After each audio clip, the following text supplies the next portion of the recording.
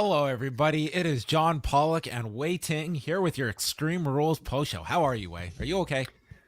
I'm perfectly fine. Yeah, no, it's always just a bit of a rush trying to get here, right after these shows end. But I'm perfectly good. How are you, John? I'm doing well.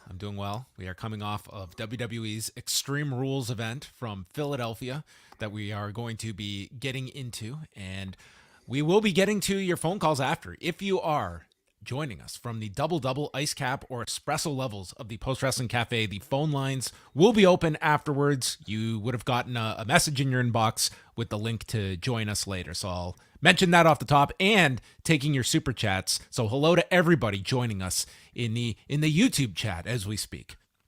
What's going on, YouTube? Hello, everybody, and hello to all of you guys listening to us after the fact. Yeah, happy to be back here for another WWE Premium live event. I'm in such a great mood. So, Really? Why? Oh yeah. So today, the last 24 hours, I've jumped on the bandwagon. You know what? These Toronto Blue Jays, they've really won me over. I went to a game in the summer. I've been following them from afar, so I just jumped on board. And then today, watching the game, and it was like bottom of the fifth. It was like me and Max are watching it. It's 8-1. Like, cool. They've got this in the bag. So, yeah, it's 1-1 now, and I guess they'll be playing game 3. Turn the TV off after the 5th because it was just they were so far ahead. So I can't wait to watch tomorrow's game. I think that it's going to be just such a record-breaking game when it comes to a game 3, and the Mariners. I don't know. I don't think they're going to be able to take it to them because the Jays just killed them for 6 innings, and it was just a wipeout. Of course, yeah. Well, I saw you tweet Jays. And I remember the game was on, and I was like, oh, they must be doing great. So that's when I turned the game on, John. Oh. And from that point on, it was a disaster. A disaster. Dude. They just self-destructed. I came back like 45 minutes later, and dude, it's fucking like 9-9. I was like, how did they screw this up so much? Like, there is no anger in me at all. If you blow a 7-run lead, you don't deserve to win. You were the worst team. You should not be going on. If you can't do this in the wild card, what do you think you're going to do in the division series? They got eliminated. Good riddance. Sorry, Blue Jays. It was it was one of the biggest comebacks in postseason history. There's like 3 other teams in the history of Major League Baseball that have had this large of a comeback. They were up 8-1. Mm-hmm. Unreal. Yeah, no, it's I mean, it feels just like a pretty typical Toronto sports story, honestly. I don't know, in some ways kind of poetic for I don't know, the reputation that I think our sports teams have in the city. Honest to God, when I saw that they lost, I didn't even realize it was a best of 3 series. I thought had at least one. I thought it was best of 5 in the wild card. I didn't realize it was best of 3. They have to play back to back. They would have had to play tomorrow. It's like 3 games in 3 days. Like, they don't kid around with the wild card. Like, yeah, you get the postseason, but boy, you better be ready. That's why they call it a wild card, John. It's crazy. Yeah. So, well, there you go. In and out, 2 days of the playoffs. This was not 2015. This was not for Toronto. No, not quite. Anyway, next year.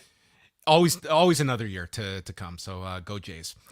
Tonight we're going to be getting into Extreme Rules. Off the top, I guess the headline coming out of the show. It was in fact the much expected return of Bray Wyatt at the close of the show. We're just minutes removed. I'm hoping that this crowd that sold out this arena, and there was like a big upswing in tickets over the last week. This had already been a really well-selling event, but definitely this White Rabbit tease did move tickets. So I hope as we're speaking, this crowd got a little bit more than just his face that we got at the end. I hope this crowd got something. Well, what do you think people were expecting? Beyond seeing the entrance, beyond the confirmation that it's Bray Wyatt's return, and beyond seeing the face, like they're not expecting a match. What else are they expecting? Maybe some a Bray Wyatt experience of some sort. An experience, okay. Mm-hmm. Yeah. I'm sure all the reports are coming in right now if there's anything further beyond I think what was seen on screen. But the Fiend is back. Now, is he going to be the Fiend? Is he going to be some other iteration? He did show up with a new mask, and then he proceeded to take the mask off, revealing sort of like his dreadlock look. But Yeah. Well, should we talk about that first, or do you want to talk about that at the end? Yeah, we can start at the beginning. I mean, they had teases throughout the show, if you were paying attention to it, like subtly worked into the show. That was, they had like the image of the rabbit that you saw on SmackDown.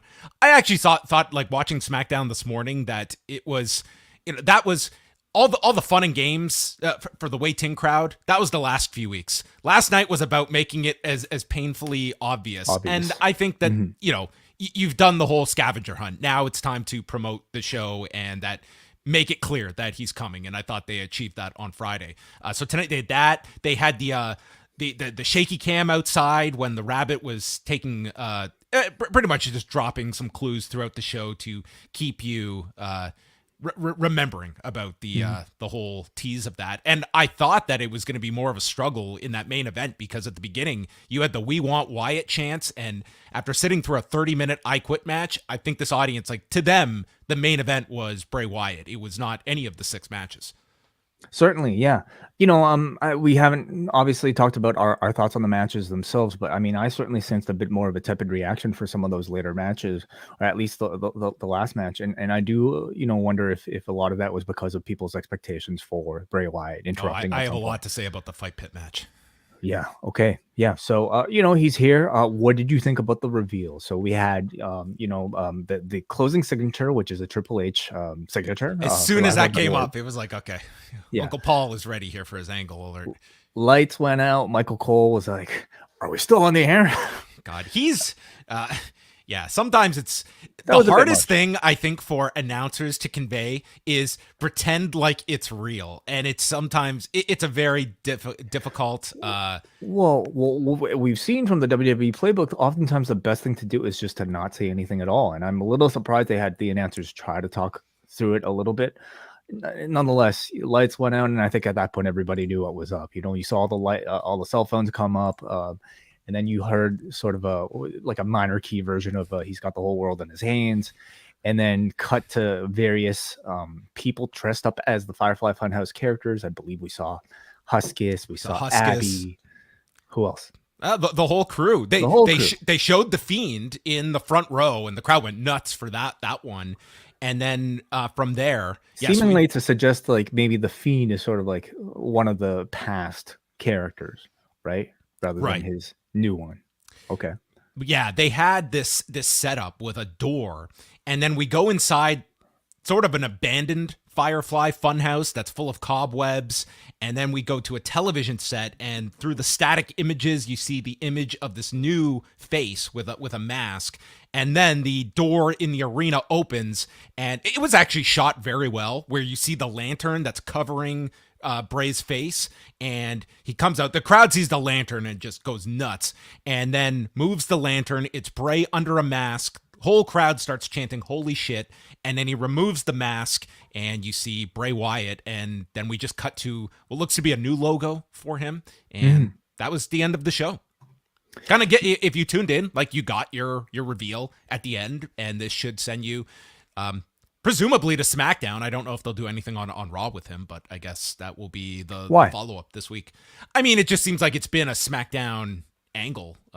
They've aired those videos everywhere. Okay, well, maybe Monday then, I guess. I feel like because, today was so brief, of really sort of an appearance from Bray Wyatt, that I think Raw will probably be the place you'd want to like build off of that momentum a little bit more, with a bit more presence from him. I mean, there is no real brand split anymore, John. So I think you're probably going to see some presence on both of them. But maybe the Bray Wyatt contract negotiations have been going on between Raw and SmackDown, the fictitious GMs on each side recruiting this top tier attraction. But all the lead up has been great. The chase has been done very well. Now it's the execution. Now, to me, is the heavy lifting. Now is the very difficult part. There will be a honeymoon phase for Bray Wyatt, but this is going to be the most analyzed character in professional wrestling. And there is going to be, I feel, a dividing line of people that are going to love that he's back, hate that he's back, and hopefully enough in between that they're now is the real test to bring a character like this into what has been largely a much more kind of serious approach that we have seen by and large under this regime, with a few exceptions of like the Dexter Loomis variety. But this is taking that example to a 10. Sure. Yeah. More serious, but I think you can. There's a way of doing this that is more serious, John. Even though it's a supernatural character that wouldn't exist in real life, I think there's a way to tell the story that feels a bit more adult and a bit more sophisticated. Which I'm hoping the teasers, are, if they're an indication, are telling us that under different hands, maybe under a different sort of a final Don't murder say. this guy and he comes back to life after being burnt to death on television. Yeah. The transition from all the pre-produced stuff to a real world setting is always going to be the most challenging thing. And especially the transition from, like a very compelling character on screen, in pre-production to a wrestling match is going to be the biggest challenge. How are they going to portray his matches to make them feel supernatural without being overly hokey? Like we've seen with the Fiend over and over again. I'm curious to see it. I'm curious to see what his first program is going to be. I think that's a big question. Like, who draws first up with Bray Wyatt? That has to essentially be a sacrificial lamb to reintroduce the character. It's like you're not like a lot of it is, and on top of it, like this character is going to be embraced as a babyface at the beginning, whether that is your long-term goal or not. That is how he is going to be received immediately. So that would become very difficult if it's a babyface being thrown at him on top of things. It's a lot, but this to me is one of the larger creative challenges we are going to see Paul Levesque have to have of a story to tell involving a character that he seems to be very fondly remembered, but in real time was a character that I think was of grand frustration to many people and many performers that have also spoken about the challenges of working with this Fiend character and the stories that they had to go to. Yeah, and hopefully this time they've learned from whatever mistakes, and there were plenty of them that were made, during his last run. Something I will say though about like Wyndham Rotunda is that the man is has been very good at reinventing himself, and he, despite I think all the maybe bad memories we've had of some of the last run, I think this feels like it might be the hottest that he's been. Like, would you say, John? Like, I always think back to like WrestleMania 30. Like in New Orleans or like what was that? Yeah. Like where everybody was dressed up as the Bray Wyatt that week. Everybody had a fedora and a Hawaiian shirt, and that felt like that was when he was sort of at his peak in terms of maybe I don't know, interest. I would argue that the past month has kind of rivaled that in terms of like I mean, look at this. Look at I'm not going to say he was the sole reason that they sold out this building, but he moved tickets. We had that SmackDown number a few weeks ago, and like so far, like he is showing like these teases. You can only go by the evidence that we have so far is that this audience has cared about this character coming back, and the reintroduction of him has been done very well. But that's you only have a shelf life to do the teases, and now it's the real work begins. We're all incredibly excited, I think, about the potential that a man with this level of creativity, and not just a man, but let's also mention the people that he's working with, including Rob Fee, who has been reported to be one of the architects of this entire angle. There's incredible potential for like incredible storytelling that has not been seen too often, if at all, before in professional wrestling. But does it require the right editor to make it transferable to a professional wrestling setting that's not too complicated for an audience or not too confusing for an audience? Yeah, as well. And the handling of the character, whether it's a babyface presentation, a heel, I think everyone is. At most, I feel like there's an audience that even ones that did not enjoy the Fiend run, it's at least a blank slate. It's you're not just bringing back a character, but it's also in a very different system that he is coming back in. But I just feel this is going to be the most scrutinized character moving forward, because there's pro and cons to the version. But number one, it's we can look at these numbers, and I have no doubt this is going to be a huge merchandise seller for the company right out of the gate with the new logo that they've introduced, like all of this stuff. And that was one of the reasons I think everyone was surprised that they ended up cutting bait on the character, because as much as you might want to scrutinize, this was a character that, I mean, God, they've left that Lily doll with Alexa Bliss. I mean, it tells you like this was a concept that did move merchandise. There were people buying that bloody Fiend championship belt.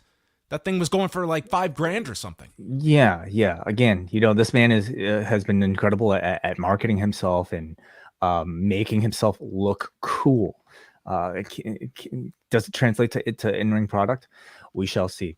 I just want to go to one super chat here, and of course, this comes to us from John Cena, who appeared with you yesterday on our Impact Bound for Glory post show in the Post Wrestling Cafe. Cena sends $4 just to say unmask the characters, Abigail being Nikki Cross. Do you think the characters dressed up as the various Firefly Funhouse people, is that a tease about them actually being significant characters as a part of a faction of real life people now with Bray? Yeah, I mean, that idea has been floated out about having all these characters like come into human form and taking different characters and placing them that way. It's a way to go, and then it's placing kind of a group with Bray Wyatt. You could do that. There's certainly the people that could be better off being thrust into a main group like this. Who's the guy that gets to dress up as this? Ramblin' Rabbit. Masse? You think so? That quickly? I think Omos would be a great Ramblin' Rabbit. Okay, yeah. Lots of candidates, I'm sure, that people can throw out there. Before we get into the actual review, also want to make mention at the GCW show tonight, Nick Gage's career continues. He defeated Jon Moxley to win the GCW title. So Jon Moxley losing to Nick Gage. So that was a very interesting outcome to look at after the announcement of Jon Moxley's new contract with AEW, and a lot of speculation about if it would impact the outcome. And it seemed that there was people back and forth looking at the potential outcome here, because it seemed a lot assumed that this was going to be the end of Nick Gage's career. Quite the opposite. And then he addressed the crowd afterwards. And we will have a report from John Pine up on the site probably overnight covering the entire show. But that was the main result coming out of Atlantic City on Saturday night. But you and I have not seen the match yet, but it was airing during Extreme Rules. I saw the finish, and it involved Stokely Hathaway. The Firm showing up, yes. And Morrissey. W. Morrissey and Stokely Hathaway. That is correct. Yeah, so much of this, I think we wonder if it at all changed with Moxley's new contract. But the use of Stokely and Morrissey seems to suggest an ongoing relationship between AEW and GCW, perhaps.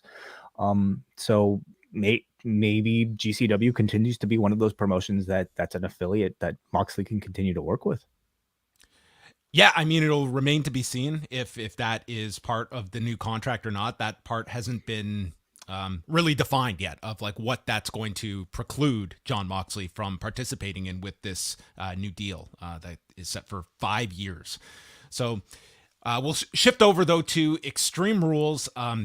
Huge turnout for this show. WrestleTix this afternoon having over 13,200 tickets. So this was pretty much a sellout at the Wells Fargo Center. So that was a tremendous amount of tickets that they sold for this show.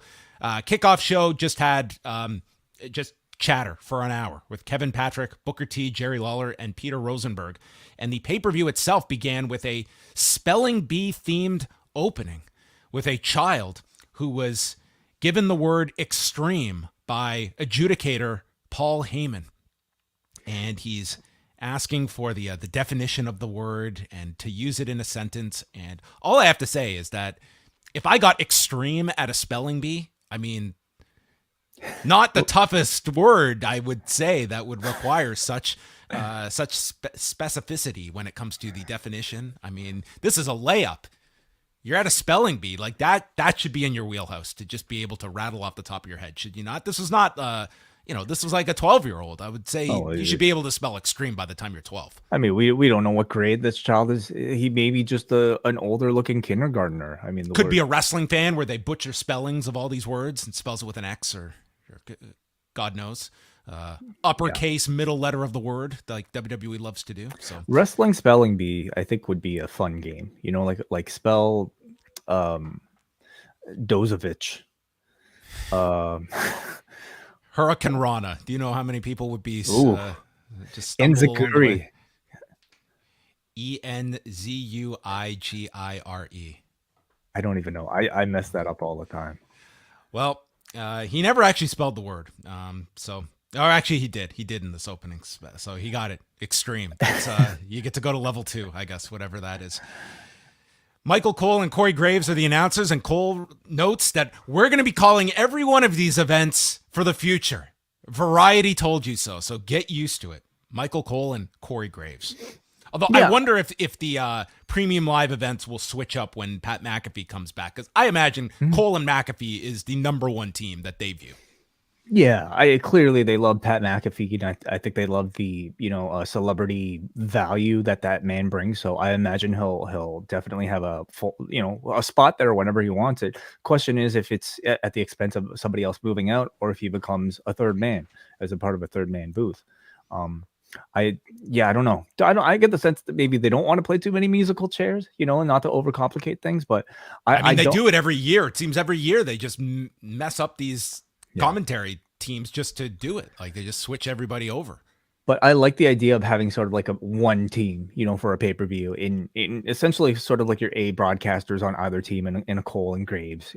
They have good chemistry together, and clearly both of them are more than up on, storylines across both brands. So I like maybe a sort of like a bit of consistency, at least throughout these 3 hours. As the Brawling Brutes make their entrance for the first match, this is where we cut to the White Rabbit video and then cut back. It's not acknowledged by the commentators. So the good old-fashioned Donnybrook match is up first between the Brawling Brutes and Imperium. And we've got the whole bar set up on the floor where the photo of Sheamus's grandfather gets destroyed by Ludwig Kaiser. And we see Holland lift up and dump Kaiser and Vinci after the Brawling Brutes are being mauled, and there's an Imperial bomb to the floor onto Holland, long beatdown spot, and then Sheamus emerges after he had been laid out and dropped on the bar. So he drops Kaiser and Vinci on the floor, and we get Gunther sending Holland and Butch out, Irish curse backbreaker, and applies the cloverleaf when Kaiser breaks that up with a shillelagh and destroys it over Sheamus's back. Imperium then clear the announcer's desk and they go for another Imperial bomb, but are stopped by Holland. Butch does a moonsault off the barrels, and then Gunther nails Sheamus with a shillelagh for a 2 count and goes for the power bomb, but Butch returns, snapping the fingers, and they hold Gunther as Sheamus hits him with the shillelagh. Butch and Holland join in, so they've got 3 shillelaghs to attack with, and Sheamus hits the Celtic Cross, putting Gunther through the desk, and they hold up Vinci for a brogue kick. Big pop as Sheamus hits the brogue and pins him. 17 minutes and 50 seconds to start the show on a pretty high note with this. These 6 that you can mix and match, and it seems to be a great match every time out. And I think Ridge Holland is improving a lot just being associated with these others and routinely being in these matches. Yeah, very much so. Yeah. I think the idea to do this 6-man after the singles match is certainly a bit unique, but obviously, given the circumstances of them wanting a big match for their season premiere, you can understand it. But I did have my questions about how important this trios match would feel after you've already done the singles match the night prior. And the answer was that the singles match made this match feel more important because the singles match was so good last night. So, the Cardiff match was great, but like, I think I wonder how many people ultimately saw it. Last night, it was their season premiere on Fox and arguably the biggest, audience that match could have possibly had. And so it felt like everybody tonight was well aware of the quality of match that Gunther and Sheamus had last night. And that momentum carried directly on from, the last thing we saw on SmackDown to the first thing we saw in this pay-per-view. I thought match did a great job of setting up memorable moments within every meeting between Sheamus and Gunther was really well built up in anticipation and like building up to those like big hard physical exchanges. I thought they all felt very satisfying. It's a name that's kind of really made its name in style, and it extended wonderfully from the singles match to the rest of the faction as well. It's quickly becoming like one of my favorite feuds in wrestling, the faction warfare between these two. Yeah, I thought this was great. I think you could argue, if you want to argue this was match of the night, Hmm. I think you'd have a lot of agreement from people. I thought Yeah. that this was like just a tremendous start to the show. They all have great chemistry together. I don't want to see them like just rely on this, that you could put this 6-man on every other week and it's going to be a great match every time out. But I hope that they do have, I think that there's more story to be told here between them to continue this, but really strong opener. And the number of trios that are becoming prominent in WWE right now is very notable. We just saw the return of Legado, or the debut of Legado del Fantasma. Of course, we have the Bloodline, which is more than a stable or more than a trios, but certainly you can break them off, and maybe more to come as well. So, how many titles does Paul Levesque have in his office desk? well, is there an All Atlantic Championship coming soon? Maybe. Well, we'll see which ocean he wants to All Pacific cultivate. Yes, he will get the other oceans. Megan Morant is with the Miz, so this was the Miz's actual birthday. So he showed up to this pay-per-view to meet with Paul Levesque to make sure that his birthday celebration tomorrow night doesn't get ruined by Dexter Lumis. So then he runs into Gritty, the Philadelphia Flyers mascot, and Gritty has the custom shirt that they have designed for Philadelphia, and he throws the shirt down and says, "This is what I think of the team and your city." And this would lead to many more vignettes throughout the night involving the Miz, who like ditched his family on his own birthday to come to meet with Paul Levesque. Well, hopefully, maybe the family tagged along. He was on the phone with her later. Like, he wasn't with his Right. family. Yeah. Well, So he doesn't want to ruin his celebration tomorrow, but his actual birthday, he was fully willing to just ruin by just coming backstage and needing like 2.5 hours to find Paul Levesque's office. maybe there was an obligation. Maybe they just WWE just wanted everybody to be there. Maybe you had to do some media. Okay. Liv Morgan and Ronda Rousey in an Extreme Rules match for the SmackDown Women's Championship. A very mixed reaction for Rousey, coming out in the pink gi jacket that they mentioned it's going to be Jean LaBelle's memorial service tomorrow. And Corey points out that she's got They Live inspired gear with obey and submit written on her gear. So Yeah. I love the idea, obviously, given the Roddy Piper connection, and I wondered if some of it had to do with the fact that she was facing an opponent named Liv, that's what I thought. which actually was quite clever. But I didn't think the outfit looked that great. It was really hard to see the obey because it was black on black, so you really couldn't. You could only see the submit really, unless you were very much looking for it. With the movie as iconic visually as They Live. I think they could have had really so much fun. Doing They Live inspired gear, but I mean, this was really, you wouldn't have been able to tell it was They Live. Maybe this was supposed to be an homage to the fight scene in They Live. What, just like never ending the match, you mean? I mean, it was yeah, it kind of played out that way. Yeah. So Morgan comes out with a bat to the ring, and eventually Ronda takes the bat, but just tosses it out because she doesn't need it. And Liv gets trapped in the ring skirt, and then Rousey comes back and gets sprayed with a fire extinguisher and responds with the Piper's Pit on the floor, and then swings the bat at Liv's ribs as she comes off the steps.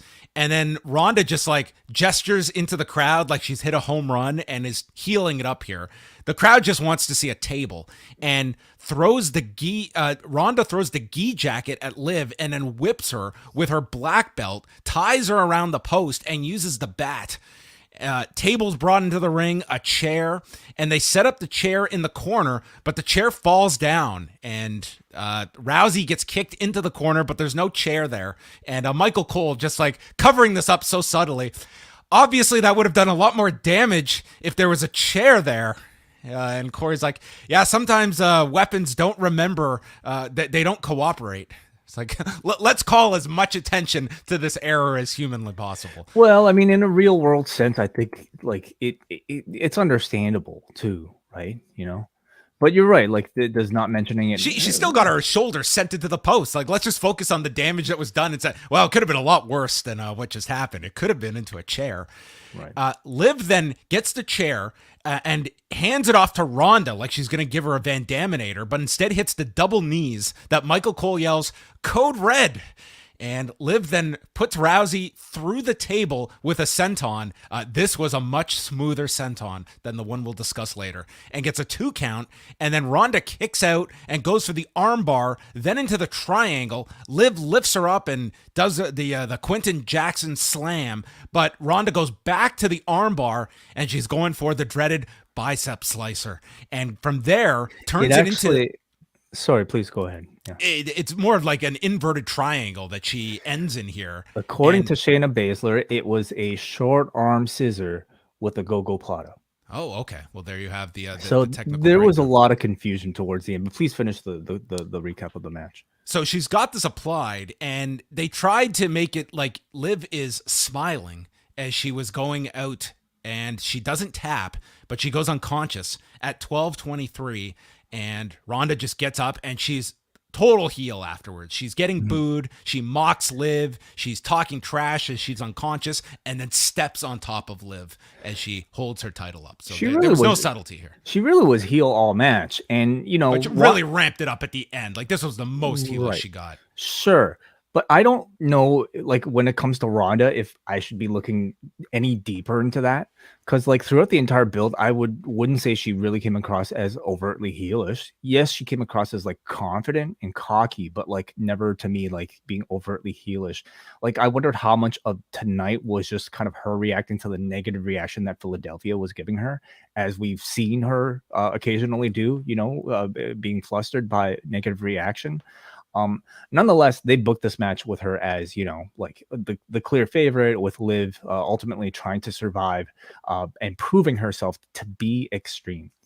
How successful that storytelling was, I don't know, John, because I thought there were a lot of faults with this match. Prior to some of those final few spots, I would already say the match wasn't all that convincing as a hardcore match. I think the idea of, like, Ronda coming in, refusing to use weapons because she herself is a weapon, like, it makes sense on paper, but it hardly makes me want to boo her if the intent is to portray her as a heel. Like, if anything, Liv Morgan continuing to use a weapon, like, why am I supposed to cheer for that, against the person who refuses to use weapons?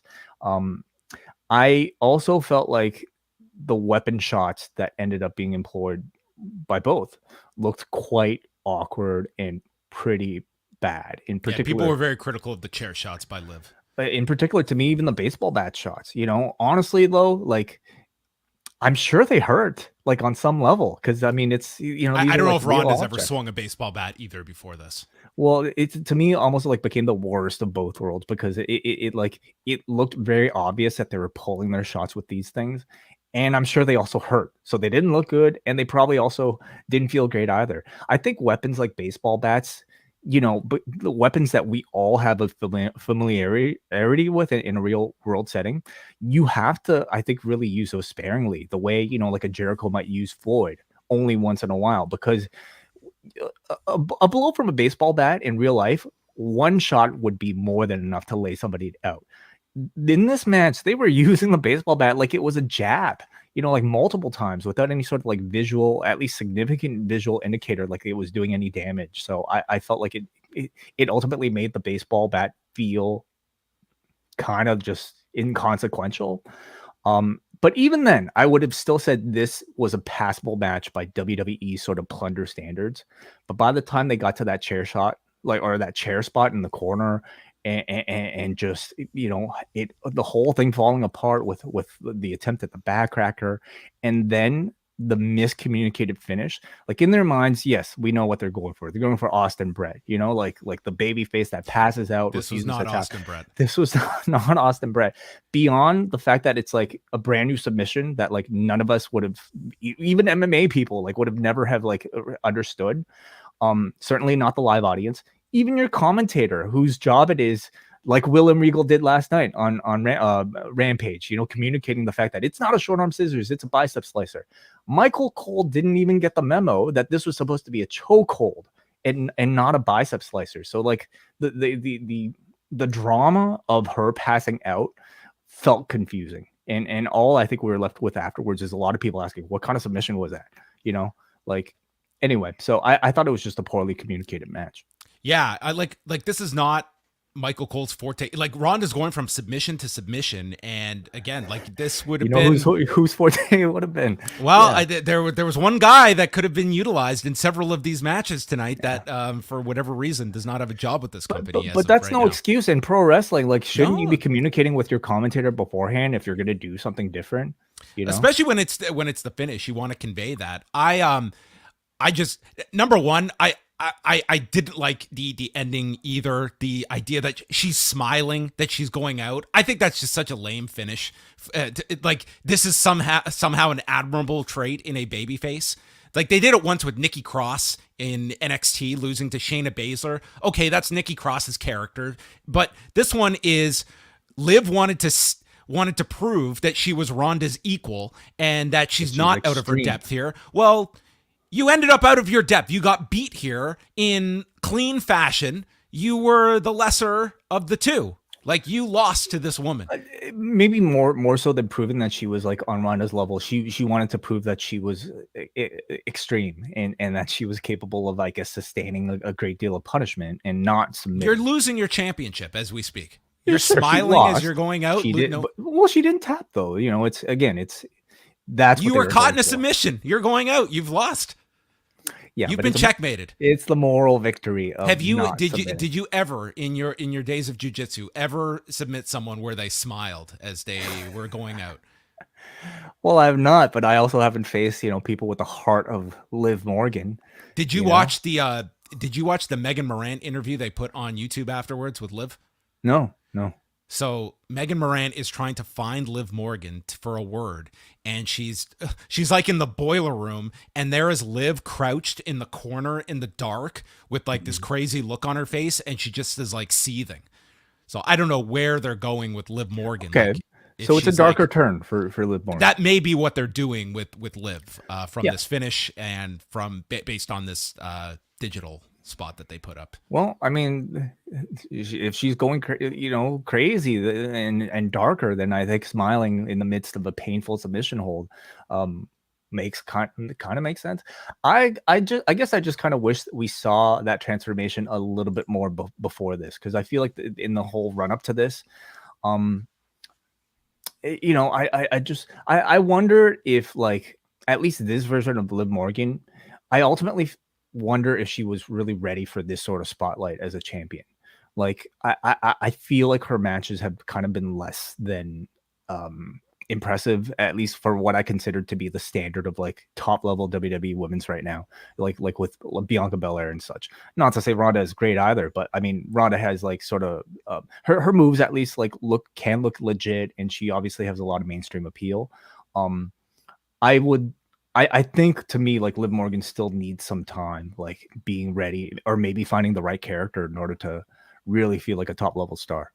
And Ronda feels fresher as a heel. So I think you're going with the again. I'm not convinced we're seeing a heel Ronda. Like this might have been a one-night thing. So much of this match was designed in that way. I imagine that's where they wanted this to go at the end, but we'll see what the follow-up here is. I don't think you squeeze another match out of this feud. I think we've had over. Our fill. Yeah, it's over. The strap match followed that with the Harbinger of Sorrow, Karrion Kross. You like that one? Wasn't that your nickname in high school? The Harbinger of Sorrow, yeah. Hey, it's the Harbinger of Sorrow. Can you imagine, like, hey, Karrion, actually, call me the Harbinger of Sorrow. Mm-hmm. Yeah. I think for this character too, the shaved head is a much better look. This guy is just this character does not scream like, product in hair. Right.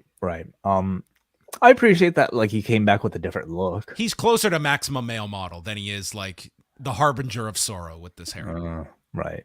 Yeah, you can't be sorrowful with hair. Kross attacks him before he attaches the strap to his wrist. So They fight into the crowd, and then he rams Kross's head into the post, Drew does, and then slides him into the ring, and then finally puts the strap onto Kross. So the bell rings, and he starts whipping Karrion Kross. Fall and pray, bitch. And Scarlett distracts Drew, and this allows Karrion to pull him shoulder first into the post multiple times, and then deliver a flatliner onto the desk, and whips the shoulder and back of Drew as Scarlett is yelling more, and Cole calls her a sicko. And the crowd is booing this. And at this point of the show, like, I had just seen a million weapon shots with Ronda and Liv Morgan, and there had to have been like 1,000 whippings during this match that I was just numb at this point. And this was the third match of the show. Like, I was totally desensitized to any weapons by the third match into the show. It was just, it seemed too many of these matches was just, we're just going to beat the shit out of each other for as long as possible. And it's that volume of strikes that it just normalizes itself. And it does, it sucks for the performers. The 80th whip is going to be as harmful as the first, but to the crowd, it's just white noise and not the move. Agreed. Maybe there was a reason why, you know, that opening match between that Donnybrook match received such a great reaction, because you wonder if that match took place 5 matches deep, 3 matches deep, how much of a reaction. Sheamus got dropped on the bar. That was it. There was a moonsault off a barrel. Like, that. Well, you had Walter. Oh, you had the shillelaghs in that one too. So never mind. They all relied on weapons. But still, I'm saying, like, how would a Gunther chop be reacted to when you've seen a million, you know, whips and all that? And that's one of the issues with this Extreme Rules concept, where every match has to have a stipulation. I'll say, like, I feel like they at least did an okay job, I think, of like getting to the stipulations for this cycle. But it points to a problem when you're watching the show itself. You know, you have to continue to either elevate the bar, not a reference to the match, but you know, a lot of it starts to look the same, and I'll say that was the case with this and the match prior, and also the I Quit match, and of course even the fight pit match that relied on a 10 standing 10 count, standing 8 count. We'll talk about in that main event. I have a lot. Let me ask you this. If the fireball angle comes off perfectly and he blows off Drew's face, at least that's how it looks, how does that lead to a strap match? What would it lead to? Like, in theory, if that angle goes perfectly, like, Drew should be blinded. Like, would that not be the conclusion of that angle? Remind me why a strap match was suggested. Drew just called it out. He just wanted a strap match. Like, I don't think there was even a premeditated attack that involved the strap. It was just, that was Drew's. Didn't Drew decide? Yeah, I feel like the strap just kind of came. Like, he just, you know. Like, to me, it's like that fireball angle. Like, that almost leads to like a blindfold match or something, or something involving one sight, given, you know, what that angle was designed to do. Anyway, well, he didn't hit the fireball, so there you go. No, we got this. Strap instead. Doomsday Saito to Drew, which I've got to say, like, the crowd did not react to this as some big finisher. Drew kicks out of it, and then the straps continue. Future shock to Kross, and then he goes for the Claymore, but Scarlett stops him and shields Karrion, and then she pulls out the dreaded pepper spray. Or as people were joking online, she pulled out the masse and sprayed Drew right in the eyes, leading to the Kross hammer, which was a strike to the back of the head, pinning Drew McIntyre in 10 minutes and 23 seconds. If we are judging this with our baseball analogy, I would say maybe they hit a single. I didn't think this was. I just thought the strapping, the whippings were just really numb by 3 minutes into this match. I thought the finish sucked, and it just did not feel like Karrion Kross came out of this with like a big victory that propels him forward. I oftentimes like find a match like a strap match or a cowbell match. I find them to be more handicaps than they are like, I think significant sort of like creative tools. And more than anything, I think they rely on somebody who can make one move essentially look really varied throughout the entire thing, through their charisma, through their actions in between the moves. And I was looking for that from Karrion Kross. I didn't see it, like every time he had control with the straps, like he was just strapping the guy, and it wasn't necessarily, it didn't feel like his presence was all that big, um, beyond the guy just hitting a move. So if anything, I feel like Drew outshined Kross here, and it's not like Drew was doing anything unique. He's just like much better at I think commanding the crowd's attention. Um, Karrion Kross came across to me from this match the way he's kind of come across to me through his promos. And that's generic. Like he needed to prove that he was more than just an entrance in this match. And I didn't necessarily feel that way after this. Yeah, I just thought this did not accomplish what they wanted it to. And I think it's going to be tough for this Karrion Kross character to get to that next level, and what their goals are with the character. When you have sort of this dominant champion, like what are you elevating a Karrion Kross to following this as well? Mm-hmm. It's one of those gimmicks where like I can understand like Hunter wanting to bring him back, because I think like on the surface, he loves the entrance. Clearly, he loves the way they look. Him and Scarlett together, like they look like $1 million. But and like when they speak too, like they speak like capable, competent professional wrestlers. But it's that sort of missing special ingredient that I never even really saw in the NXT run. That they probably have to start to try to find right now on the main roster in a big spotlight. Yeah. So anyway, he falls to pepper spray. So maybe we're going to get that blindfold match out of this somehow. We are going to ruin your vision one way or another. Fireball, pepper spray, sword match, perhaps. All right. So Saudi Arabia, there you go. We're going to go for each other's eyes. Just want to highlight one comment here from the Bloop, who says, everybody liked the video. 350 people here, only 35 likes. We're not going to review the rest of the show. We're just going to pause until you guys hit that like button and maybe even subscribe as well. So I hope you like silence, John. Okay. I think we got it. We're good. I could do this all night. The Miz is on the phone with Maurice, and he is making sure nothing goes wrong for their birthday celebration tomorrow. Gritty comes back, and he yells that he's on the phone and storms off, and Michael Cole calls Gritty annoying, just like the Flyers. Ouch. Oh, oh, like the Flyers. Annoying, yeah.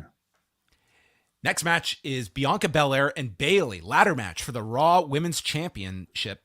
And we saw several of the NXT performers in the crowd, with Nikita Lyons here shown, and then later, prior to the main event, Braun Breaker in the crowd. So sort of taking the takeover presentation of guests in the crowd. Well, this was a historical match, John. First time WWE singles women's title has been defended in a ladder match.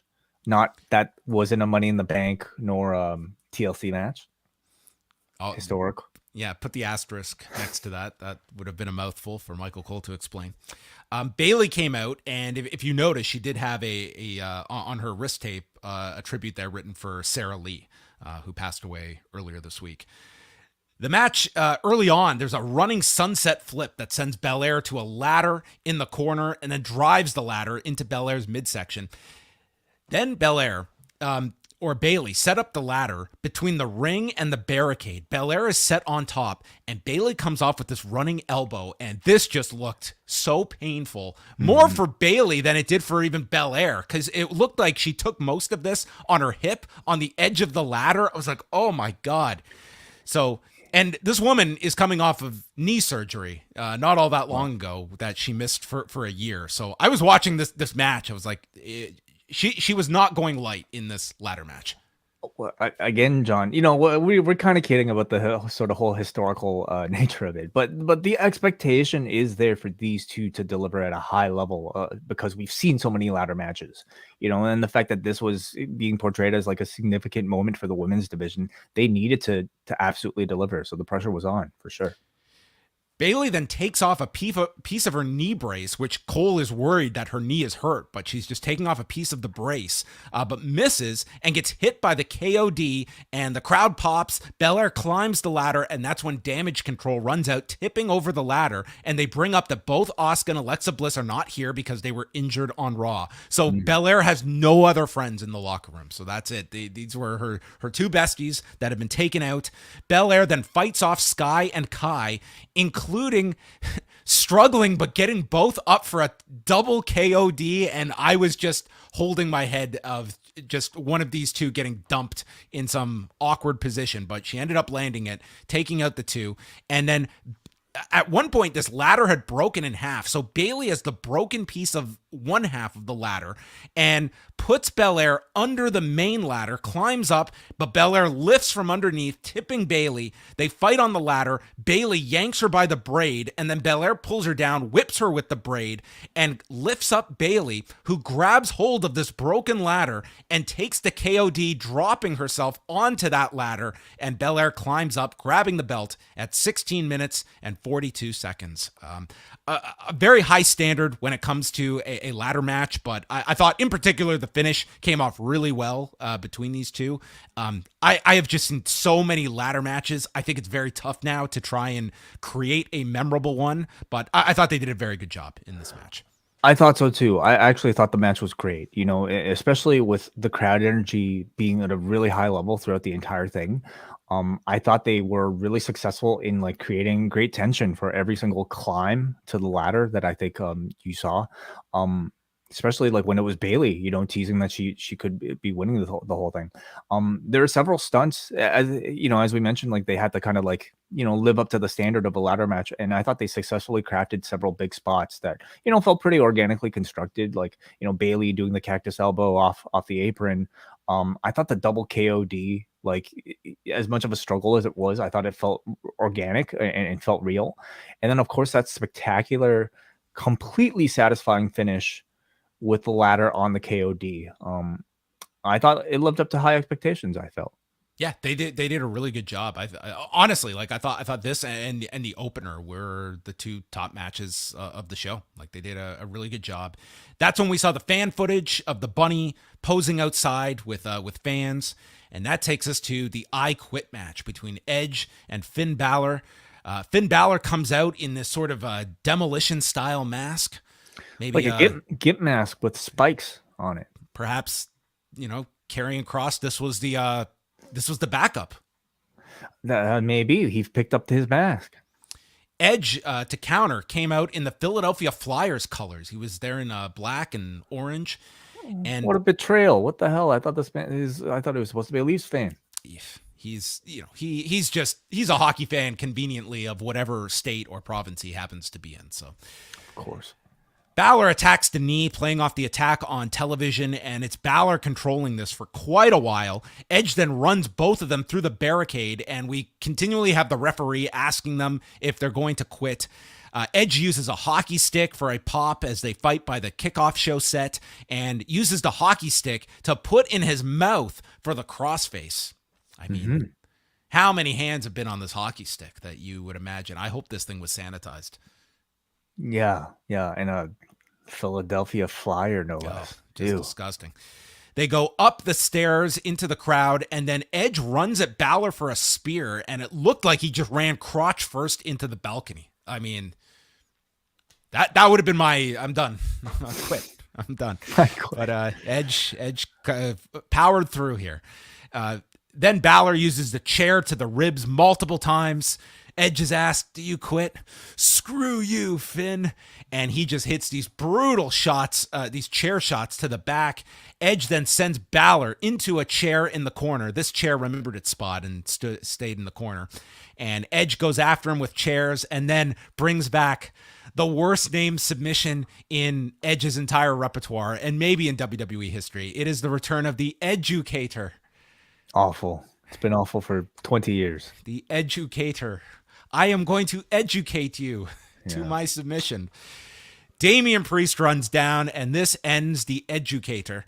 And then Dominic runs out. Edge spears Balor off the apron onto Priest and Dominic on the floor. This dude's going to be 49 at the end of the month. He's doing this spear spot. Crazy. Then he sets up for the spear. Ripley appears, and then, believe it or not, she handcuffs Edge to the top rope. This is always like very could you imagine like just against someone's will, just handcuffing them like that to the top rope? But she managed to do it here. And then the other three re-enter, and Edge tries to fight them with one hand free. He is stomped. He is beaten with kendo sticks. Rey Mysterio comes down to his music and fights off Balor and Priest when Dominic nails Rey off the apron to loud boos. The crowd got very heated here. You can say whatever you want about this angle. It is over to this audience, and it's consistent on television and was here. And Michael Cole lost his mind, screaming, "Dominic, he's your father, for God's sake!" I don't know if I've heard Michael Cole is not a yeller, okay? It's awkward when he yells, but when he does, like, it's nails on the chalkboard, but it does suit the moment. Like, it's so out of character. He's your father! Dominic! What are you doing? I don't know if I've ever heard your Michael Cole. That's Michael Cole. You're screaming Michael Cole. I love it. It might be my Dominic! So, dude, Dominic, I think Dominic's great, okay? I think he's just... There was more to come with Dominic. So we get more kendo stick shots from Balor when all of a sudden Beth Phoenix like teleports from North Carolina and she's just here. She's here.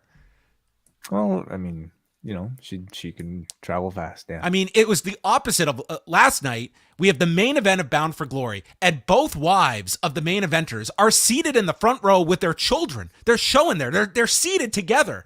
Yeah. You just expect, big angle coming. Nothing.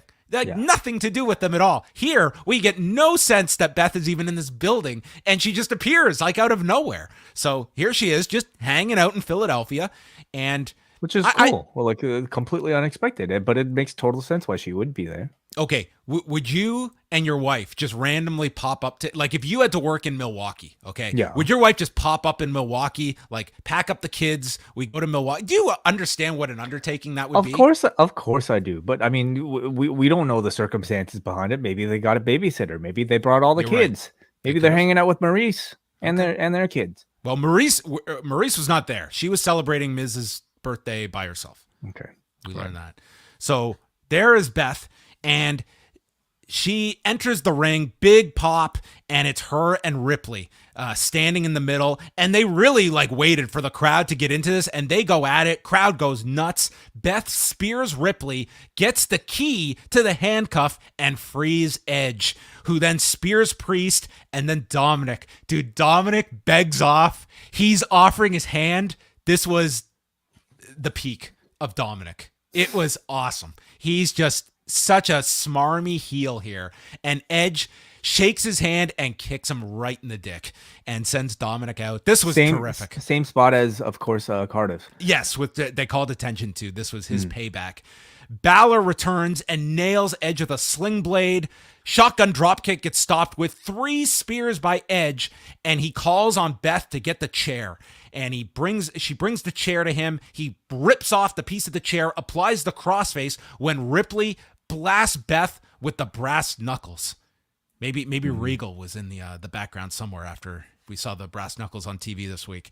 And then Edge is hit with the South of Heaven. 3 coup de grâces are delivered to Edge, and they tell him to quit. He just tells them, go to hell. So instead, they hold up Edge, and Ripley sets up the chairs and is going to deliver a concerto to Beth when Edge realizes this, and he quits. 29 minutes and 55 seconds. Whoa, that long? This went a half hour.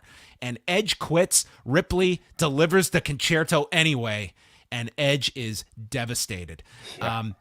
I thought overall, I saw a lot of negativity to the length of this match, and I can grant you that. The last 5-6 minutes of this were exceptionally strong. I would say it was among probably the most heated outside of Bray showing up of the whole show. They were really into this ending, and I've got to say I thought they overall this match delivered because ultimately, it was the ending that was the most important. And this crowd, though, they were down throughout parts of the beginning. Like, I think people were kind of looking at their watches, knowing an I Quit match is going long, and there's still a lot to come. But by the end, they certainly had this crowd. Yeah.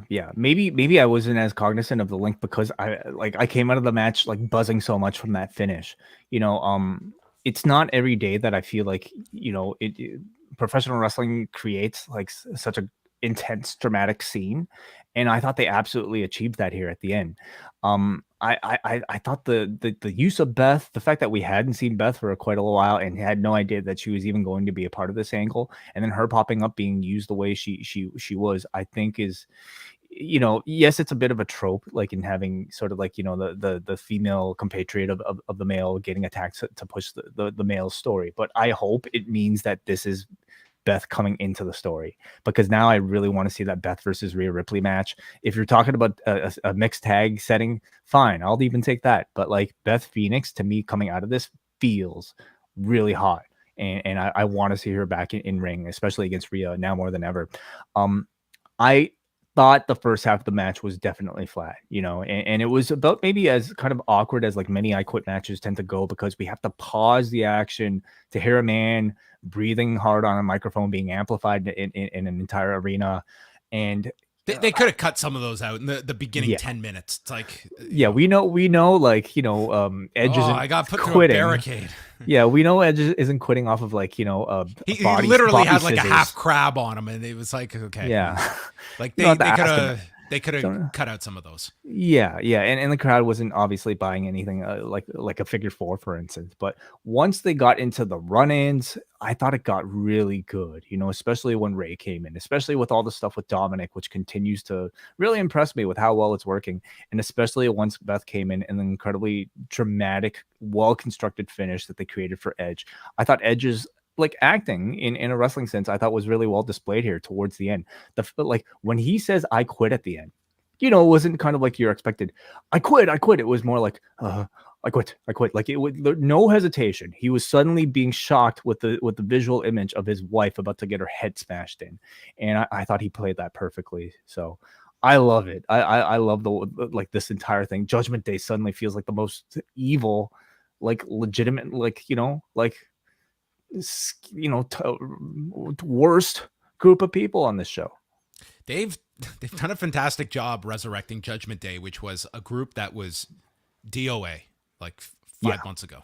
Totally. So yeah, I thought by the end, like it certainly, by the end, I think you for the story, I think you have to call it a success by the end. But I echo your sentiment that it was probably too long, and in the beginning, like this crowd was down for a good portion of it. Miz walks up to Hunter's office. He has found it after 2 hours and 2.5 hours. Gritty is still there with the shirt, so Miz attacks Gritty. Loomis appears, chokes out Miz, and puts Miz out next to Gritty, helps up Gritty, who kicks Miz, and Dexter Loomis leaves with Gritty. So we got these segments throughout the night, and what a payoff at the end. Yeah, pretty lame, all said at the end of it, but it's okay. Inoffensive. At least it's not a match. I was offended greatly. The Fight Pit is the main event. Seth Rollins and Matt Riddle with Daniel Cormier as the special referee. They showed Braun Breaker in the audience and plugged NXT on Tuesday nights. And the match begins. So we've got they are in the cage with the elevated platform as well. We will talk about this elevated platform. And very early, the crowd starts chanting, "We want Wyatt." And I thought these chants were going to persist, but they were pretty much contained to just that portion at the beginning. Then they started with Rollins' theme on it. Like, this was a crowd, they wanted to fast forward to Bray Wyatt. I got that sense for sure. I think, by the time the main event came around, everybody was ready for the real main event, and that was Bray. But I will say, like, the presentation of the Fight Pit, like, felt big, certainly bigger than it was in an NXT.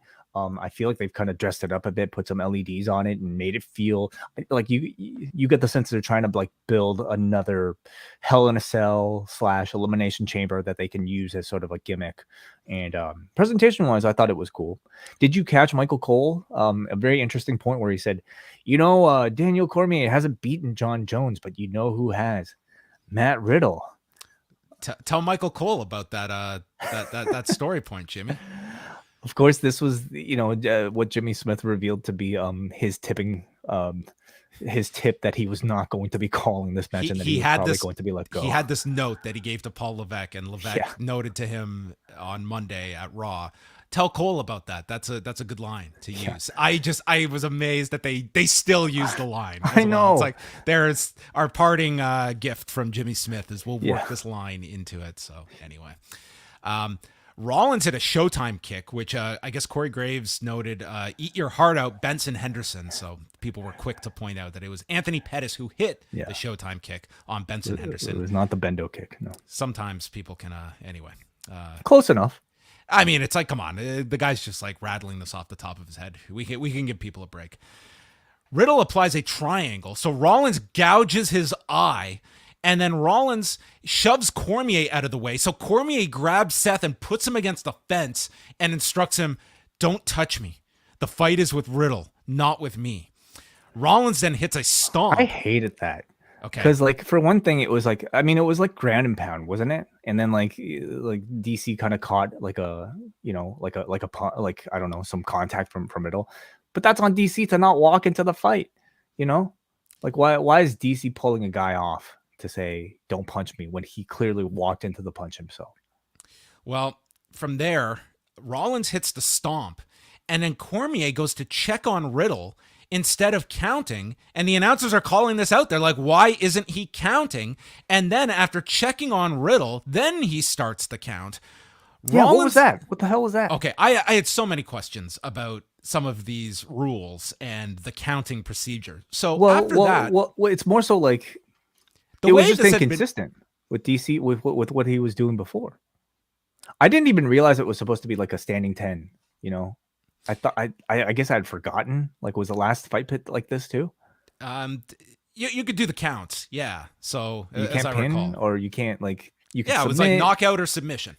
Yeah, right. Okay. So Rollins then climbs up onto the platform above the ring, and Cormier is yelling at him to get down. And my question would be, why? Why do we have this platform if you're not allowed to go up there? Why would he be telling him to come down? This is specifically built. This isn't like you're breaking the structure to go on top of the cage. This is literally part of the apparatus. Why would we not be allowed to go up there? So he's just continually telling Rollins to come down. Then Riddle climbs up, and Corey is asking, can he win the match up there? And Cole says, no, he can't. So what is the point of this area if you can't win it up there? Like, why does it exist? For you to do cool dives off of. Well, this became so goddamn confusing, and I don't think I was alone, because I think the performers, were unaware of this, because Rollins hits like a buckle bomb, but into the fence on top, and then a pedigree on the platform, and Rollins is screaming at Cormier to count. Cormier's explaining he can't count when they're up there, and this did not feel like a heel that felt he was being wronged. It just felt like we're trying to build drama for this ending, and like we just wasted a spot is what it felt like to me. But this just felt like it was just bizarre. Like, we're not doing counts up here, but we're doing these teases of finishes up there. Yeah, I feel like this was one where I probably shouldn't have skipped over like the opening video. I don't know if you happen to watch it, John, the sort of like preview video ahead of the match. Like, did they actually explain all of this? Well, not apparently, because Corey Graves was asking these questions. Yeah, because like I like throughout the entire build, I don't know how well they really communicated the fight pit rules. I was just under the impression that this was essentially like, sort of like MMA rules or pseudo MMA rules, submit or get knocked out. I didn't realize it was like a standing 10. And then I suppose the rule of like not being able to, submit somebody when they're on the scaffold. That wasn't a point that they really explained until we got into that circumstance. But I could certainly see the crowd getting confused. So he's yelling at Cormier to count. After that, we see Rollins is able to, or he tries for another stomp. Riddle sidesteps and he hits an RKO, and Rollins like as gingerly as possible, rolls off the platform down into the ring. And Cormier, so Rollins is down on the ground and he's counting Rollins, but then Riddle starts to like make a pose. So Cormier stops his count as Rollins is down. He's on his back, but Cormier has stopped the count. Rollins is down for a 10 here, but Riddle jumps off the platform and he comes down with this senton. And were you going to play it? Yeah, just the call. This sound will be in the back of my mind for the rest of my life because it was the most painful sounding landing I can recall two individuals having. It was such a clunk that it just sounded terrible. It just sounded like let's just play it. Get out, you crazy man!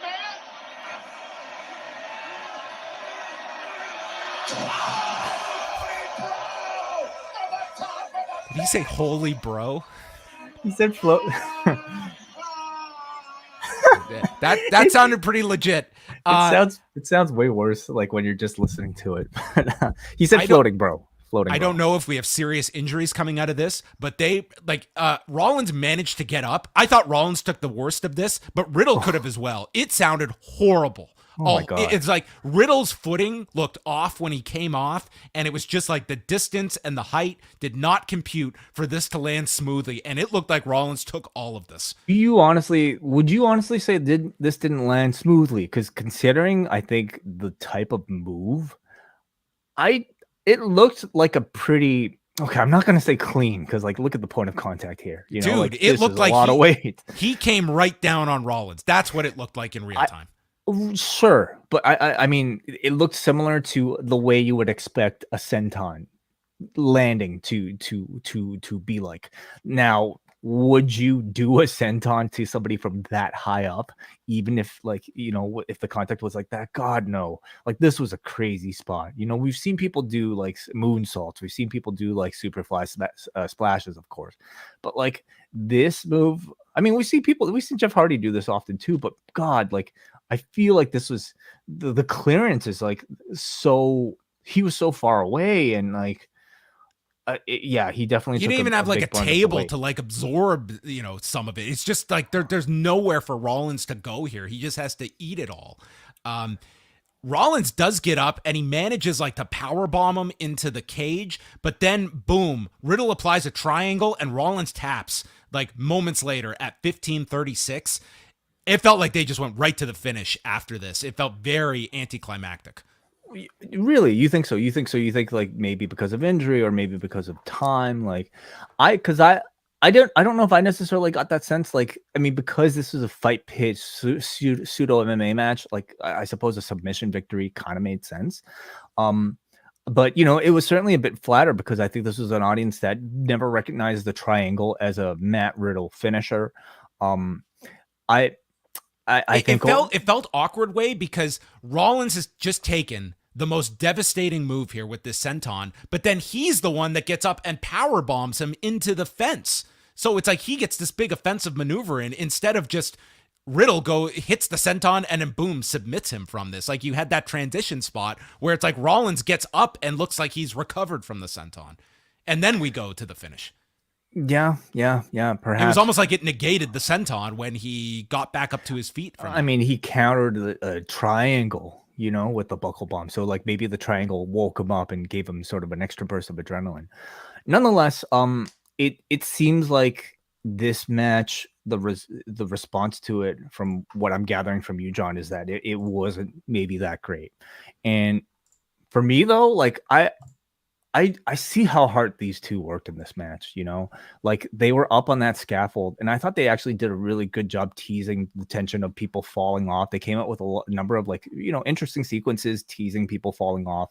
And I think simply like attempting things like a running buckle bomb on that scaffold, like scared the shit out of me. You know, like the margin of error, must be so small for something like that. So for them to do all that, I thought they did a pretty good job. I was surprised, in fact, that the reaction live wasn't as much, and I wondered if like maybe the sight lines don't make it look as impressive as it does, like with the camera right inside, perhaps, and seeing like the distance between the pit and where they can fall. Yeah, it would be interesting. Like they, remember like the fight pits in NXT, it's a much smaller venue to watch it from. And here, it would be interesting. Like, what the visual was like for people in the crowd to see this. Yeah. So, I thought they did actually about as tremendous of a job with this, kind of awkward structure as I could expect two human beings to pull off. I think the fault is in explaining some of these rules, which probably shouldn't have been as convoluted as they were.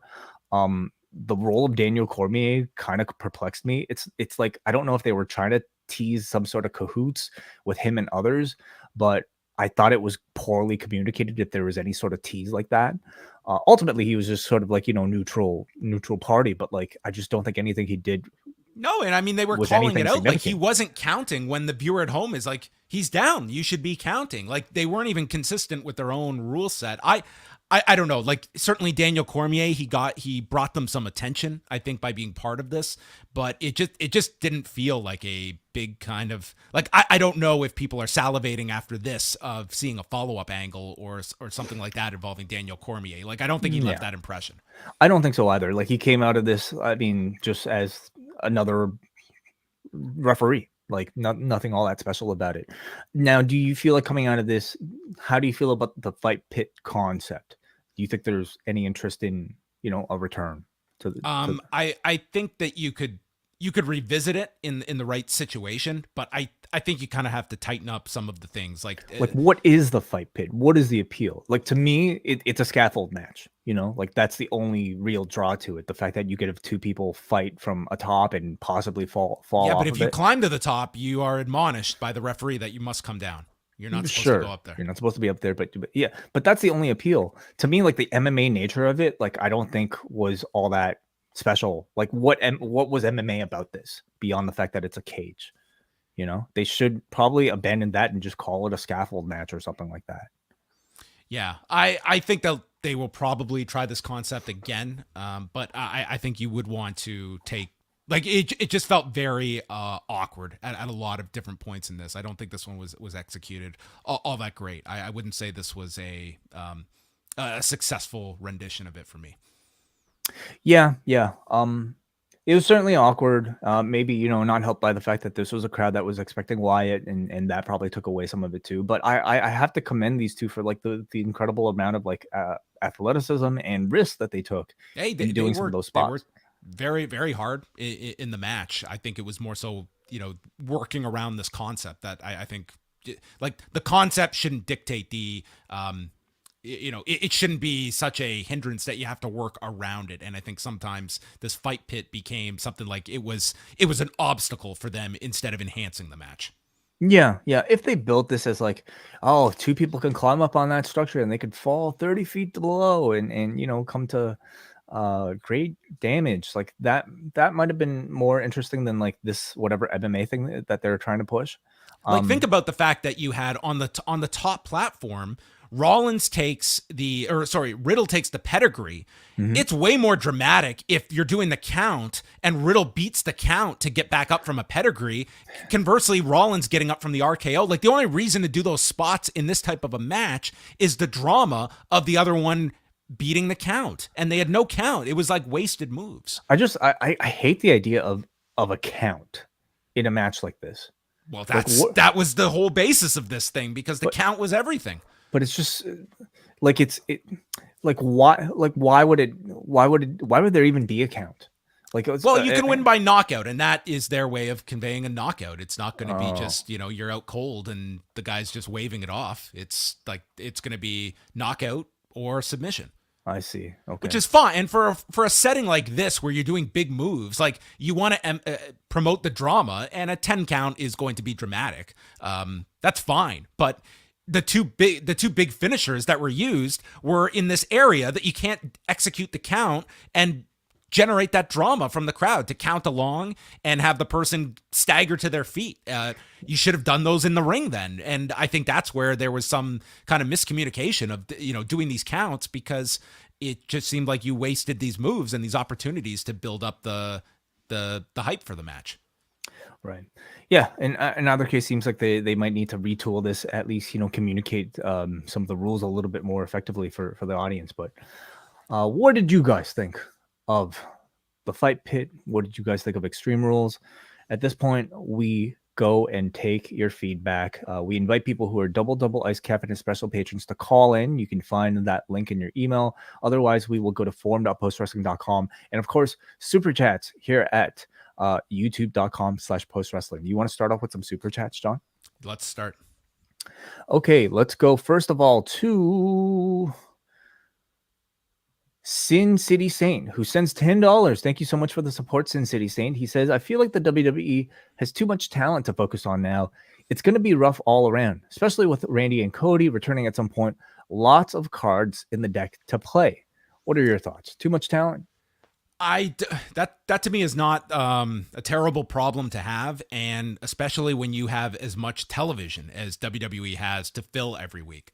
When you have 3 hours on Monday and 2 on Friday, I would not be complaining about having too much talent that are especially stars, and I think you would classify Randy and Cody as stars. So I'm not too worried about that. But inevitably, like, they are signing all these people, bringing people back. There is going to be people that are not, this is a honeymoon period in WWE, and there will be a period when, there's not going to be television time for everybody to go around, or prominent stories for everybody. There are going to be tiers of talent, and there's going to be, the maximum male models, and then there's going to be the more emphasized acts as well. So in time that will sort of play itself out, but that's going to be in any company. I would never want to shy away from having, too much. Yeah, you want to have options, right? Having too much talent is never a problem, but choosing to focus on too many at once and, confusing storylines by showing everybody, I think can be a problem. And to me, that's the problem I'm seeing with AEW right now. They're trying to feature too many people, and I think not giving enough airtime to the people that are that need it the most, in order to just tell, like, a few cohesive stories rather than giving a little bit to every single person. So it's more of a test on, I think, how, like, I don't know, discipline perhaps, like the WWE can be, and how focused they can be. And we don't exactly know yet, because it's still a relatively new creative regime. Thank you for the support, Sin City Saint. We got a John Cino, who sends $2 to say, angry Michael Cole is my new favorite Pollock voice. We might have a winner. Of it with Dominic. He was outraged. Maybe the two opposites, the yin and the yang. You have Dominic and you have angry Michael Cole. Yes. And then finally, we got a Jake. Jake from the Windy City says, tonight is the real main event, the Japanese Grand Prix in Suzuka. Yeah, it starts off in 20 minutes. Wow. Okay. We better get this thing, get this show on the road. Let's do some phone calls here from our Post Wrestling Double Ice Cap and Espresso patrons. Let's start off here with Hansi. Hansi, welcome to the show.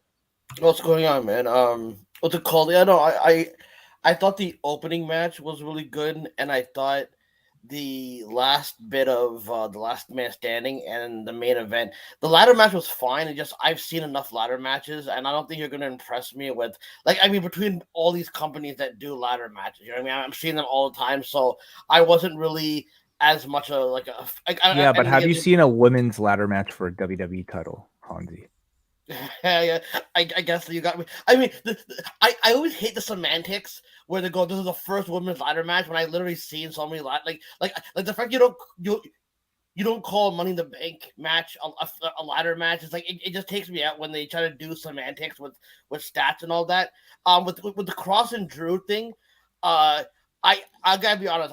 I've not been to Kross's character ever since Adam Cole roasted him about, like, what makes you so special? You know what makes me special? When they ring the bell. I think that, like, that promo was like the Rock and Billy Gunn moment for me, at least. I never really been into Kross as much after that, and I don't know. I gave it a chance, and it wasn't really that great. I understand they needed to do a couple of gimmicks, and again, you guys have been more favorable towards Judgment Day, and I haven't, in the sense that like even though they get good beatdowns, they haven't had like super definitive victories, and I always think that's kind of weak. But after tonight, this is probably the first time that I really think there's heat to the group and how Michael Cole reacted and all that kind of stuff. And I thought that was really great. There was someone who posted online on Twitter about Liv Morgan after the match. It didn't show it on television, but she was sitting there just laughing uncontrollably for a couple of minutes. So maybe they're doing a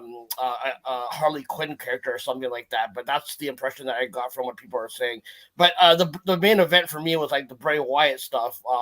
I think, you know what, it's probably a good decision because people might get mad that he didn't go to AEW, but I think in WWE he probably fits that mold better. And but look, do you guys? Somebody said that I'll leave after this, but somebody said that because there's so many hidden things there, that rabbit backwards is Tabar, so people think that T-Bar is going to be one of the guys in the stable or something like that. I go on Reddit a lot, so I mean, these are the theories that you read on there. But, felt like a joke to me. But you guys did a good job, and I just thought no, it's fine, whatever. But I thought the pay-per-view was pretty decent, but it wasn't the best pay-per-view. But the Bray Wyatt stuff was probably phenomenal. I missed the guy. I'm a fan of the guy. I know he's not everyone's cup of tea, but I'm willing to give it a new chance. And I'm glad that he stuck with WWE because I don't think I want him in AEW because then people would have complained that it's just too much sports entertainment. I think it fits. I gotta see how this plays out. But anyways, I'll see. I might see you guys in Dynamite if you guys are in Toronto. I'm going to Rampage too. I got that ticket like $10 for Rampage, like a front, like a floor seat for it because the tickets were like really low price. How did you get that? Did you just get it from Ticketmaster, like the $10 seat? No. I went to StubHub, and a lot of the tickets were like $11, $6. Wow. Like 20. You can get into Rampage pretty cheap. I just go. You know Thursday. what? They don't come to Canada often. Okay. What's that? Cool. Nothing. We're on a delay, Hansi, but I thank you so much for the call. Appreciate it. And okay, maybe. And then maybe we will see you because we are doing a very informal meetup in front of the Tim Hortons at 171 East Liberty Street, right before Dynamite on the Wednesday, 5 p.m. Eastern. So if you're listening to us, you want to hang out, grab a coffee, grab a sleeve from Post Wrestling, come see us 5 p.m. Eastern time, right before Dynamite, 171 East Liberty Street.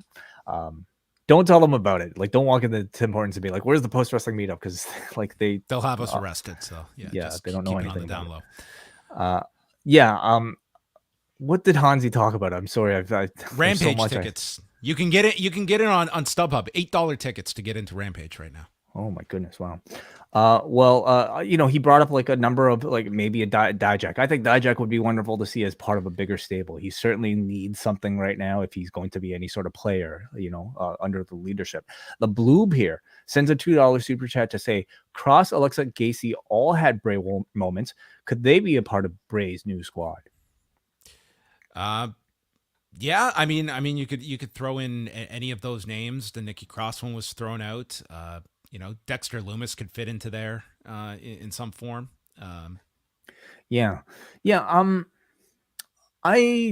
wonder what a stable will be like. Obviously, the Wyatt family, was a great thing for them, but certain people I think could run with it. I don't know if I see Joe Gacy like benefiting from like being behind Bray. Like, he's not bigger than Bray Wyatt, so he doesn't like feel like an enforcer or muscle type. Alexa, I want her far away from all this stuff, like I think there's way more value in her being like, not attached at all to this hocus pocus stuff, at least in the long term. Nikki Cross, sure, why not? Like, she's not doing anything else, better than the superhero thing. Thank you so much for the support, Bloop. Let's go up next to New Jersey and a guy that we might also see on Wednesday. Brandon, oh my goodness, talk about uncontrollable laughter. What's going on, man? Forgive me. I'm according to you from this week, John. I'm 3 deep in a couple shots of bourbon from the Phillies. Wow, I call him like I see him. Did we lose Brandon already? Okay, he's gone. Yeah, I don't know. He's like the Fiend. He just pops up and then tune in on Monday. Yeah. Okay. What the fuck? That's it? Seriously? We got a visual image there. That's Brandon. Maybe we'll see him this week. We will see. All right. Any more calls, Way? No more calls. Forum.postwrestling.com now, where all of our patrons at postwrestlingcafe.com can leave their written feedback. Do you want to start, John? Saeed from Vancouver. The show was very hit and miss. Started with 2 fun matches, but then the strap match was very boring before the show picked up again. Hope Bayley is okay after the KOD and the ladder smoked her in the mouth. What an ending. I honestly thought the show was over after the graphic, but Hunter loves those post-graphic angles. Bray is so damn creative. Very interested to see where this goes. Time to make dinner. Enjoy some F1. All right. A lot of F1. Will Max Verstappen clinch it tonight? Yeah, I wish we were on the West Coast. This would make it a much more enticing time. We got a Brandon from Oshawa who says, this was a really good show with a terrible crowd that should have been much hotter than just for certain spots. Edge and Balor was my match of the night, and I'm glad they found a creative way to give Finn the win. He needed it much more. My favorite moment of the night was Cole shouting out the White Castle of Fear strap match from Super Brawl 3. Do you guys think Bray's life-size puppets get reveals of actual people? Yeah. That is a speculation. I'd go as far as to say maybe that's the expectation at this point. I mean, if they're introducing them the way they did tonight in the crowd, that sort of would be the next step, like is revealing who these people are showing up in the crowd. I mean, that would seem to make sense. Next one is Benjamin. The Brutes versus Imperium was damn good. These 6 have such great chemistry. Kind of reminds me of what the Hardys, Dudleys, and Edge and Christian did for each other. Video packages were great. Glad Bray Wyatt is back. Kate from Montreal, who joined me on last night's Rewind to SmackDown, says the Bray reintroduction was absolute perfection at the end of a pretty tepid show. None of the matches were memorable, and most felt like they went too long, with the exception being Rollins versus Riddle, which felt like it was kicking into high gear when it finished. Now we get to find out once and for all if Wyatt can pay off the enormous promise his characters have always shown. He definitely has my attention. I think he has everyone's attention. I think everyone is curious to see what the steps are, and this will be a lot on, and there's probably collaboration, but it is going to fall on Paul Levesque's shoulders, I think, a lot in terms of the handling of it. Verus from Malaysia. Thumbs in the middle show. Amazing opening 6-man. Perhaps set the bar too high for me with the next 2 matches. A clunky Ronda Liv match and lackluster Kross versus Drew match were downers. It picked back up with a decent ladder match between Bianca and Bayley. However, Finn and Edge went too long, but Cole's call and the fridging finish saves it for me. Riddle and Rollins was an okay match in my book, and that insane senton spot. Bray's reveal was amazing at the end. Can't wait to see what is in store with Bray, not under the creative control of Vince McMahon moving forward. 6 out of 10. Fridging being a reference to in comic books when the female character, female associate of a male character is, harmed, to further a male character story. I was about to explain that. That courtesy of WH Park on this week's MCU later. So if you want a full explanation of what fridging is and the origins from Green Lantern comics, you can listen to this week's She-Hulk review up in the Post Wrestling Cafe. And I know, John, you were about to say all that. So let's go to Manny from Pacoima, who says, really good show. Imperium versus the Brawling Brutes was a great opening match. I wouldn't want to piss off any of those guys. Sign Gritty to NXT. He says the ladder match was amazing as well. Bianca and Bayley gave it their all, with Bianca besting all of Damage Control. By the time the Fight Pit match was over, I had completely forgotten about the White Rabbit, but he's here. What a way to bring him back. The crowd was going nuts, and I had goosebumps all over. Can we assume the Wyatt 6 will all be active wrestlers? Bray Wyatt is back. Also, props to Cino and Kate for helping out with the post shows, and shout out for Way and John's White Rabbit Conspiracy Corner. You're all invited to the Carne Asada. Oh, wonderful. Love Carne Asada. Okay, yeah, so I didn't even put together that there were 6. How many were there, John? Can we confirm the number of characters that were appearing? No. No, I got just to, what. So we got Huskus, we got the Ostrich, we got Ramblin' Rabbit, we got Abby, and then we've got the Fiend. So those are 5 plus Bray makes 6. So Bray and Fiend are not one in the same. I guess not. And what was the thing that, on the desk? Was it like some sort of mask on Cole and Graves' desk? Yeah, that's what it looked like. With so the hair coming out. Is that one of the 6? Sure. Well, yeah, add to it. Yeah. All right, whatever. There's many. Okay. Nas from New York. I just want to completely fanboy over that Bray Wyatt return. It was so awesome. Just an incredible shout out to everyone behind the creation of this, to everyone who dived into the rabbit hole, to Way with his incredible commentary for us listeners, and to watching John reacting to Way's commentary. Such a feel-good return. Hope he shows up at Barclays Center on Monday. Thank you for the kind words. It was certainly fun. I love these sort of puzzles, and something tells me that all of that's kind of done with now that we've kind of got the reveal. But I do hope that, like, you know, the character and the show itself continues to operate on that sort of, like, you know, This was a scavenger very hunty level. successful concept, way that you can Yeah. point to actual numbers and such of this working, that I have no doubt in my mind they will take not verbatim what they did here, but elements of this and sending people online and doing more hidden things. And I think realizing that even if a small percentage of our audience puts all these pieces together, it's going to explode online to our most ardent wrestling fans that are going to follow this stuff through others discovering it, that enough buzz is going to build at that level. And to the ones that don't follow it, we can do the, hey, tomorrow night, the White Rabbit's here, like at the end, and that kind of just blankets everybody. So I think you take this away, this was a very successful promotion. Agreed. Our last piece of feedback comes to us from Chris from Ottawa, who somehow always seems to get the last word. He says, I swear this isn't recency bias. Screaming Michael Cole, in my mind, moves ahead of Anderson Silva and into the #1 spot on the John Pollock impressions countdown. Wow, that is high praise for a Pollock impression. I mean, it might be up there, you know. By the way, everybody, at Archive Away, Brad the Archivist is doing 31 days of John Pollock impressions. If you follow at Archive Away right now, I believe we just went through. Who did we go through, John? We did Dominic. I believe we did Gene LaBelle recently. I don't know. This account's blocked. He says Extreme Rules 2022 also gets a 10 out of 10 because of this. Well done. Okay, well, there you go. I don't know why the show should benefit from our post show at all. One last super chat here, and this comes to us from Felipe from Chile, who sends 2,500 Chilean pesos. We could retire on this. He says, I hope Wyatt returns and delivers more than the rain in Japan right now. Oh, is it raining? Apparently, yeah. Okay. Which means a fun race. Slicks are intermediates. Wets are intermediates. I'm asking you. You're asking me. I don't know. He says he's following Way with the Bear. Love from Chile. Yes, thank you, Felipe. Yeah, a lot of people watching the Bear as a result of our recommendation. It's a great show. All right.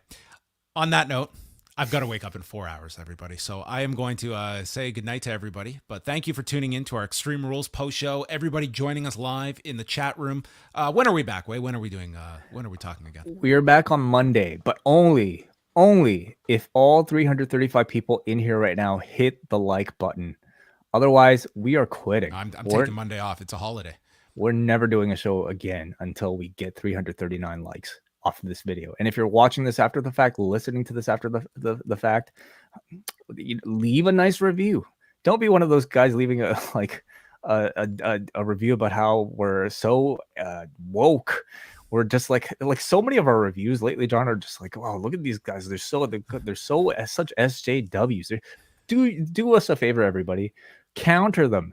Tell us how horrible people we are, but make sure you give us a 5-star. Okay, just get us up there. Leave a review on Spotify, Apple Podcasts, Google Podcasts, Stitcher. Hit the like button, subscribe, whatever you do. Just make us look good, everybody. You do as Way said, everybody. So yeah, maybe we'll have a show Monday night. Maybe we won't. You can. That's up to you. You truly have the power, and we will find out. All right. Thanks everyone for joining us, and that concludes the Extreme Rules post show. We're out.